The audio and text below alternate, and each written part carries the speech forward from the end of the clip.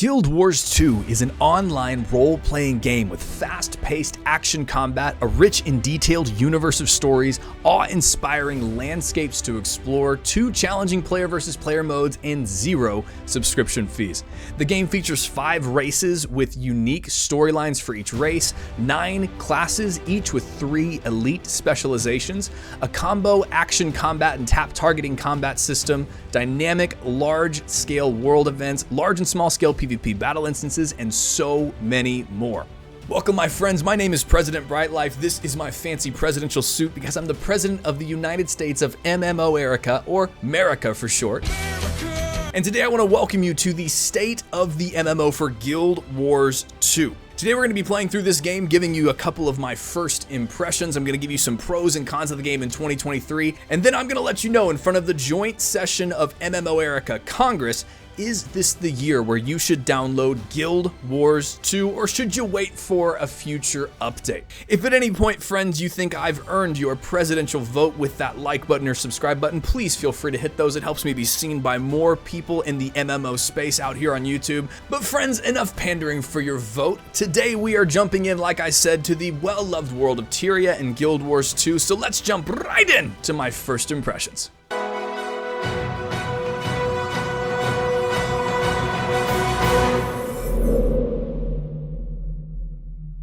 Alright, first impressions of Guild Wars 2, because I swear I've never played this game before. Totally the first time. I don't have 5 level 80 characters. More like 6th impressions, am I right? I actually played this game in college, and it's one of my favorite MMOs of all time, but I do promise to be as unbiased as possible as I create this new character. It really is actually easy to hit multiple max levels in this game because ArenaNet, the producer of Guild Wars 2, knows that their best content typically is at endgame. I promise I'm not a degen. Yes, I am! Today, I'm going to be playing a race and class combo that I've never played before, so let's go with an Asura Mesmer. I've always really liked the idea of the Mesmer, but I just really haven't had the character slots to go with it. But this video series gave me a great excuse to spend real-world money to make that happen. Woohoo! And I gotta tell you, I think that the Asuras are freaking great. I love their spunk and sense of short superiority. It's wonderful. On the scale of small MMO races, it sits under Hobbits because Hobbits. It sits above Vulpera because it's not a furry, and it sits way above Lalafell because those things are very obviously demonic Satan worshippers that prey on the innocent at night. Wait, what game are we playing? Oh right, Guild Wars 2! Lalafell mains, please don't murder me, I'm sorry. Wait, you can remove the clothes from the Asura? I've unlocked a new fetish. Nice. Now I am Beef Sura. I do love the sheer level of character customization in this game. Guild Wars is an MMO that understands how important customizability is to immersion. I'm looking at you, World of Warcraft! Ooh, look at this headband. Now I'm Firelord Ozai Sura. Nightmare Fuel has been activated. That man is terrifying. And of course I'm Purple Sura because I'm fierce and royal. Is there really any other option? Ooh, what college am I part of? Wait, I have to go to college to play an Asura? I might be a little underqualified for this position. Ooh, my mentor shall be Bronk for the name alone. What a Chad name. My name shall be Brightlife. Oh no, it's taken. I guess I'll just add TTV to the end of the name because I don't like making friends in MMOs and I really want everybody in the game world to hate me. All right, let's jump into the story. We get this background. I love these backstories. I am Asura. I personify genius. My ancestors were driven from the heart of the earth, forced to live in this bright, wide world. Same. This backstory is magnificent. It really sets the stage, and they have this for every race. I love this game. Okay, right off the bat, gorgeous music, and it like doesn't ever stop. Just like, and then they give you a little.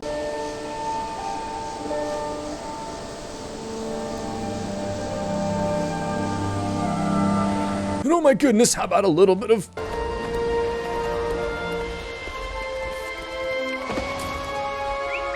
The music in this game is criminally underrated. I really never see anyone talk about it, and it baffles me. It's so good. Like, put on headphones and just enjoy the Guild Wars 2 music. It's amazing. And honestly, it's probably because the visuals in this game are just stunning. The art style is slightly more epic graphic novel than any other game, and man, they just pull it off. Like, I love it. The vistas and visuals, they just go above and beyond. I'll say it, and I know it's a unique take. This game purdy. So wise, so true. Ooh, the die system. Okay, so here's the thing. Guild Wars 2 pulls zero punches when it comes to character customizability. It's absolutely amazing. Die systems, transmogging, the outfit system, it's all amazing.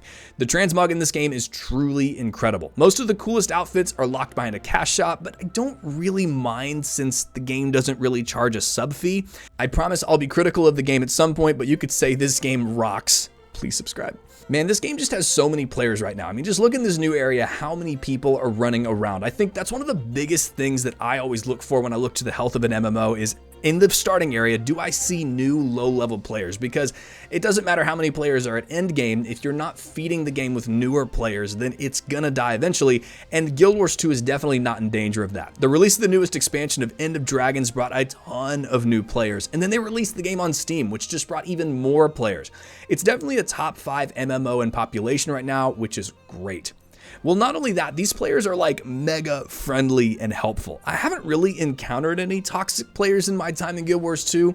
Everyone seems to be just happy and friendly. Guild Wars even has a mentor system where an experienced player will tag themselves as a mentor on the map and are able to answer questions. They typically hang out in lower level areas, which is awesome. It's just so nice to have people that aren't toxic and like crazy. I'm looking at you again, World of Warcraft. Okay, I guess today is take a dump on WoW day. Sorry, WoW. I'll relax. Now, one thing I want to point out as we're playing is I love how easy this game is for the new player. There's a compass in the top left of your screen that tells you what's next, but that doesn't mean it's a theme park game where you just have to stay on the roller coaster track. You really can level up however you want to level up. If you want to just follow the main story and do what the compass tells you, you certainly can. It makes it really simple. But this game operates best when you just explore the different paths of leveling. Speaking of which, the leveling in this game is so cool because it's so customizable. Most other MMOs really only reward you the most for following the way you're, quote, supposed to level. Do the main story, maybe some side quests, an occasional dungeon, all the way to end game. It's like Terminator's laser vision. Guild Wars 2 is a lot like Doug from the movie Up because there are just so many squirrels to chase when leveling. 1 minute you look at the main story, then squirrel.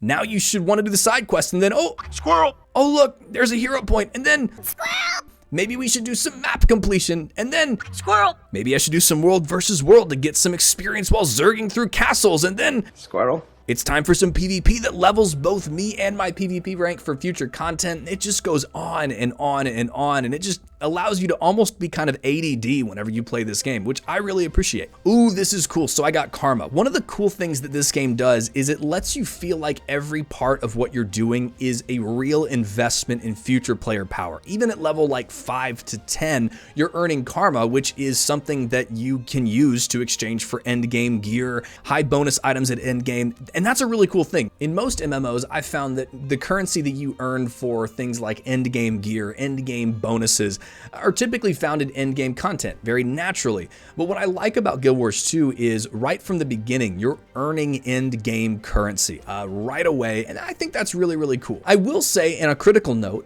this game does have way too many currencies. It's really been around long enough and had enough events and expansions and living world stories that they've just added so many different kinds of currencies. It can be a little bit overwhelming. See, I told you I'd be critical of this game. I'm not completely biased. Okay, cool. So we're gonna go over here and talk to this scout who's gonna remove the fog of war and then tell me what I can do, which is really nice. It gives me a little bit more of the map, kind of a little bit like Assassin's Creed-ish is kind of what I compare it to, but I think that's a really nice mechanic. Okay, let's take a minute to talk about mounts on the bottom right bar. I do have mounts from my previous gameplay because all the mounts and unlocks are all account-wide. Another really awesome thing about Guild Wars 2. The mounts also have special skills that help you get around the map in different ways. The Raptor can do a really long jump, the Springer can jump high, the Skimmer can ride over the water, etc. Now, since it's a first impressions playthrough, I want to experience the game the way a new player would. So no mounts for me until level 10 when you get your trial Raptor mount. And this is a sacrifice because I have the Galaxy Bunny.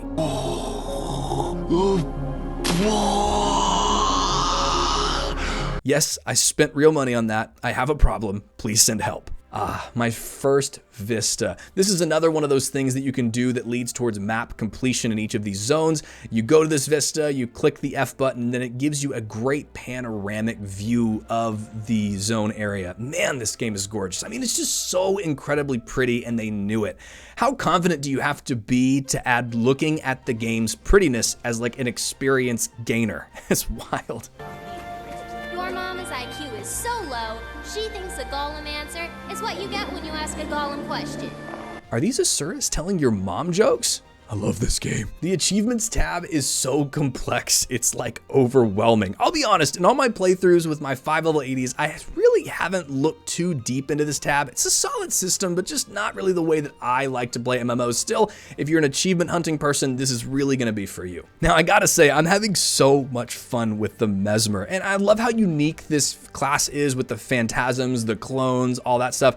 I certainly don't have the hang of this class yet, but I love that it's really different than the other classes in a good way. It's not just like another button to press for DPS. It has some really cool mechanics, and every other class definitely has that too. Oh, okay, so now I'm down leveled, and this is a really cool thing to point out in the first impressions of this game. You'll notice that some high level players in the area, which are these guys with like that little star next to their name and a really high level. It's kind of like the champion point system in Elder Scrolls Online, which again, I really love that this game adopted that. But you'll notice that some high level players in this area for achievement purposes like map completion do tend to come to these low level areas. But even if they're super high level, they'll down level to the area that they're in. So even if you're a max level player, if you're in a level 10 zone, you're gonna be level 10, which is, as my mentor Thanos tends to say, perfectly balanced, as all things should be.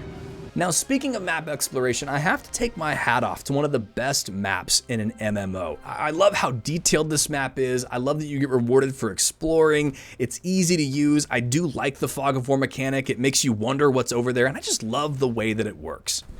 All right, now I want to talk to you guys for a second about something really, really important in every MMO, and I want to talk about it every time that we talk through one of these states of the MMOs, and it's this: monetization. Monetization is definitely one of the most controversial subjects in any MMO out there, because MMOs in recent history have really started to use some mechanics that almost trick you into spending money. They typically, in my opinion, don't rely upon their gameplay to sell you. They rely on kind of lame tactics to sell you. Things like hiding power behind paywalls and having really lame free-to-play mechanics and very arbitrary restrictions that just, you can only complete 5 quests a day, when that's just a number in some code that they put in. It doesn't really add to the gameplay experience. Now, Guild Wars 2 has a 0 sub fee policy. And I think this is really interesting. On their website, they very clearly say that there is no sub fee and there will never be a sub fee. This is almost how they built this game. But when they built it, the sub fee was a real controversial thing. And now this free-to-play dynamic has really evolved over time. And Guild Wars 2 has actually come out and combated that as well. Because typically when you see that a game doesn't have a sub fee, you can play for free. Typically that's where you get those kind of scummy monetization policies and practices. And not with Guild Wars 2. There is no power progression that is hidden behind a paywall, just expansions. And expansions don't typically bring power increases. It's a very horizontal game as opposed to a vertical progression game. They typically bring convenience items like new mounts and new fun grinds that you can do for different items. It's not really a power grind, which I think is great. Everything power-wise is unlockable in the main game. Period. So the question then is, naturally, if they don't have a sub fee and they don't have, power grabs behind some sub wall, and the free to play is really accessible. By the way, you can play this game free all the way up until level 80. If you're not downloading this game yet, you should be. But the question is then, how does Guild Wars 2 make money? Well, they do so in a couple of ways that I think are actually really interesting. First of all, there's cosmetics that are hidden behind a paywall. Some of the best looking cosmetics in this game, no ifs, ands, or buts about it, are behind the paywall. The cosmetic cash shop is really where Guild Wars 2 is trying to make the money that will be used to maintain the live service of this game. There are also some character upgrades, but not power upgrades, more like if you want some extra bank space, some extra bag space, maybe another character slot, like I bought the 6th one for this Asura, Mesmer. Yeah, those things are there in the cash shop as well. But for me, I never bought a character upgrade until this video because it just honestly wasn't needed. 5 character slots is a good amount of character slots in my opinion. You can really play a ton of this game all the way for free. The expansions are very worth it. Now, the reason I love this monetization system is it puts the impetus on Guild Wars 2 and ArenaNet to create a game worth spending more money on. They have to rely upon how good the game is and how much the player loves the game to actually make more money, because you're not going to buy a cosmetic if you don't love a game. They don't rely on sub-fee FOMO, they don't rely on hiding power behind a paywall, and they don't rely on these arbitrary free-to-play restrictions that just kind of make you pay money for the fun that is just hidden behind like one line of code. They just believe that if you love the game that they've created, you'll spend money on extra character slots, cosmetics, things like that, which is awesome. Okay, so up until this point, I've been actually avoiding the main story in my playtime to show just how easy it is to level the way that you want to. Also, I know that some people really love the stories in MMOs, and Guild Wars 2 does have a great story that makes me cry big man tears sometimes. Real men don't cry. So I want to put a super slight spoiler warning here. I'll put the timestamp at the bottom of this video if you want to skip past my story playthrough. I didn't play a lot of the story just because I want you to be able to play through this yourself. But anyway, slight spoilers here. Now, as we jump into this story, you can see these fully voice acted cutscenes and they're awesome. They're not quite at the level of the Final Fantasy XIV cinematic levels of quality, but they're really good. All voice acted, the mouths move at the same time. Okay, now another critical point about Guild Wars 2, I promised, is this game does struggle a little bit with over-heroing as the game's story goes on. You become the hero of Tyria like 9 times to the point where you wonder how the main characters of this game ever got on before you arrived on the shore. It's not a huge issue, but when the game is this good, you do have to try to find something. Oh yeah, and this game does struggle with something real MMO professionals like myself call dumb dialogue sometimes. Was your stuff. Now it's ours. But don't worry, we'll leave you a beating in exchange. It's malfunction. I mean, error. Arg! So the winning entry was a crazed counselor killing golem. Well, if we disqualified every potentially lethal entry, there'd be no contestants left. Oh, and one last thing here. The instant stories can be a bit tedious at times with their objectives. You have to kill enemies in 5 areas that all kind of largely seem the same. You kind of basically get the gist after 2 areas. You may have to take down 6 waves of the same enemies where you could have gotten the same effect with 3 waves, things like that. Oh no. And we come to it, my arch nemesis, puzzles. I really hate puzzles, I'm not good at them. And it's not because I'm dumb, it is because I'm dumb. Okay, so after I stopped recording, I did keep going with this story, and I'll just sum it up and say that it's really good. The characters are really believable, and there are some super emotional moments, even in this starting story. It's really good, and every single race has a starting story. I've played through quite a bit of the other ones, and they're all really good. Like, they really set the stage for the future meta story of this game. This game has a ton of story to play through as well. I really love this. Okay, so overall, my first impressions of this game are really good. The starting experience is easy, it's beautiful. I leveled super quick. I think it took me like 4 hours to get to level like 22 and the max level is 80, which is great. I was really immersed. It's just so good. Sure, there are some minor gripes, but for me to be on my 6th starting character and wanting to still play the game after this recording was done, it just speaks to how good the game is. It speaks to how immersive it is. Okay, now let's move on to the pros and cons of this game. First of all, it's a beautiful world with so much to explore. Guild Wars 2 nails the art style, and they continue to execute upon a world that brags about how good it is for good reason. The combat is really good. I love the cleave damage. I love how varied it can be. I like their combination of good, fun dodge rolling with action combat, but also having attacks that just feel like they hit hard.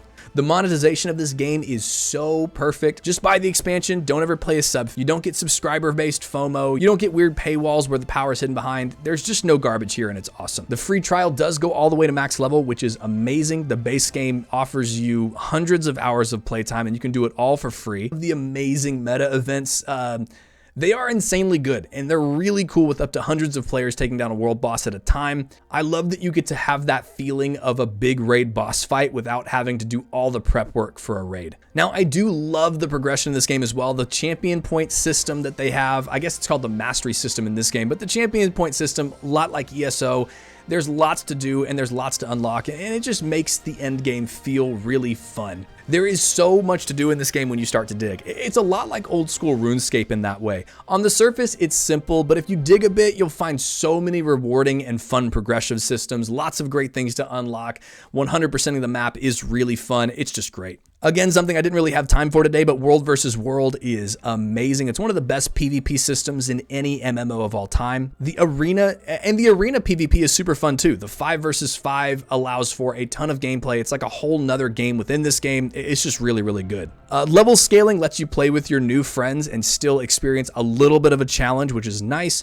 The game is active and alive. Tons of players are engaging with the game right now. The class and in-game race variety is awesome. There are lots of combos here. The stories are great. The mount system in this game is genuinely second to none, and just overall, I love the vibe of this game. Now, a couple of cons here. The DirectX 11 performance can be a little bit rough. A lot of people will cite performance issues when playing this game. I personally don't get a ton of it, but I can see where if you had maybe a lower end PC, it can be a little bit hard, although they have promised to work on this. Like I said, the stories can be really tedious. They can be a little bit too drawn out in my opinion. Like if you took 30% off of the story missions, I think that you would have a much better effect. And one thing I didn't mention, but the lack of a randomized group finder can be really frustrating. What I mean by that is when you play another game, you go in, you click a button, it puts a group together for you and teleports you to the dungeon. There is a group finder in this game, but there's no randomized group finder. And to be honest with you, the group finder that they have for grouping for things like low-end raids, strikes, fractals, and dungeons, there typically aren't too many groups in those spaces just because most people get with the guild and they, set up a raid night or whatever. And for maybe someone who's a little bit more introverted, they sometimes just like to click that join dungeon button and wait a couple minutes to jump in.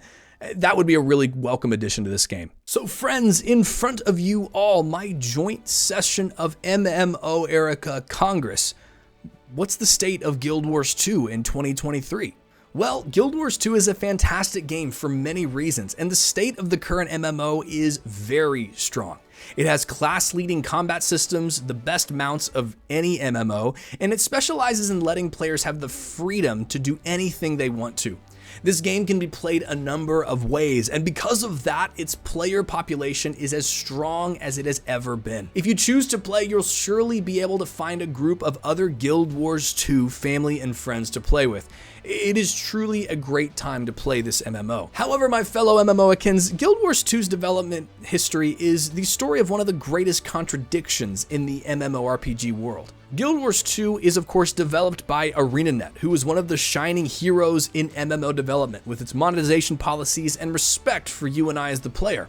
However, ArenaNet is owned by NC Soft, a company who perpetuates some of the most egregious and offensive monetization processes in the gaming industry. This would be like if Gandhi was sponsored by Stalin. It's a strange marriage. However, maybe there is a shining light in this area as well. 2 years ago, ArenaNet went through its second round of company-wide layoffs to invest in future game development. At the time, the game was at an all-time low in player count and sentiment, and these layoffs were reportedly ordered by NC Soft. However, since those layoffs, the game has truly become a better place to be.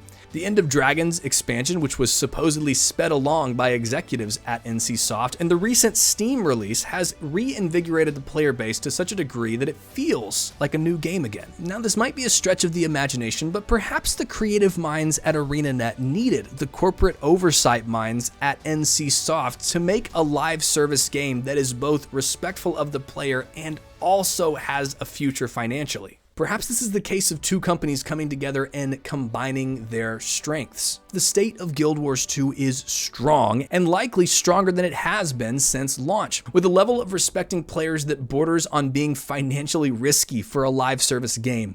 ArenaNet has put their foot firmly in the ground with the belief that an MMORPG can care for its player base without exploiting them with scummy monetization practices. Guild Wars 2 proves definitively that a game with a solid combat system, incredible PvP and story, and systems with both depth and heart can create a game that doesn't just set it within the upper echelon of MMORPGs, but the upper echelons of gaming in general. So is this game worth downloading or re-downloading in 2023? I believe that this game rests solidly within the download now category. It is a masterpiece in the art world of the MMORPG that should be experienced by everyone at least once and remains one of the great video games of our time. Now, if you'll excuse me, I have an Asurita level.